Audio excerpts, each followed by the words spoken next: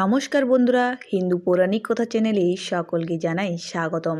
2026 সালে মাঘী পূর্ণিমা কবে, সম্পূর্ণ সময়সূচি, মাঘী পূর্ণিমার দিন স্নান করার শুভ সময় এবং মাঘী পূর্ণিমায় স্নান ছাড়া আর কোন কাজগুলি করবেন ও কোন কাজগুলি করবেন না তা সম্পূর্ণ আজ আমরা এই ভিডিওতে জানব। মাঘ মাসে পূর্ণিমা তিথি মাঘী পূর্ণিমা নামে পরিচিত। মাঘ মাসে পালন করা হয় বলেই এই পূর্ণিমা তিথির এই রূপ নাম।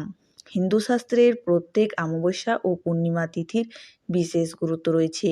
সেগুলির মধ্যে অন্যতম হল মাঘী পূর্ণিমা। এই বিশেষ দিনে গঙ্গা স্নান করলে পূর্ণ অর্জন করা যায় বলেই বিশ্বাস। এরই সঙ্গে বিশেষ কিছু কাজ রয়েছে যা মাঘ মাসে পূর্ণিমা তিথিতে করতে পারলে জীবনে নানান দুঃখ কষ্ট অনেকটাই রেহাই পাওয়া যায়। তেমন কিছু কাজ রয়েছে যা এই দিন ভুলেও করতে না। 2026 সালে মাঘী পূর্ণিমা তিথি পড়েছে আগামী 18ই মাঘ 1432 বঙ্গাব্দে 1 ফেব্রুয়ারি রবিবার। পূর্ণিমা তিথি শুরু হবে 1 ফেব্রুয়ারি রবিবার সকাল 5টা 45 এবং পূর্ণিমা তিথি শেষ হবে 2 ফেব্রুয়ারি সোমবার 4টা 10।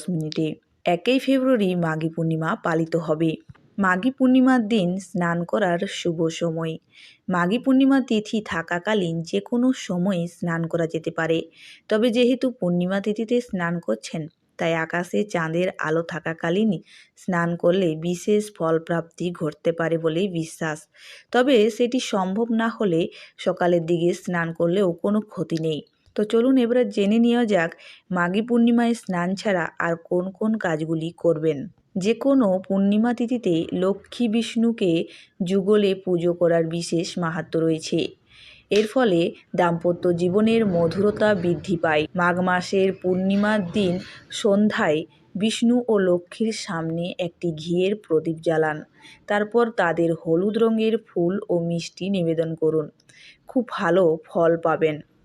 পূর্ণিমা তিথিতে দান ধ্যানের বিশেষ গুরুত্ব রয়েছে।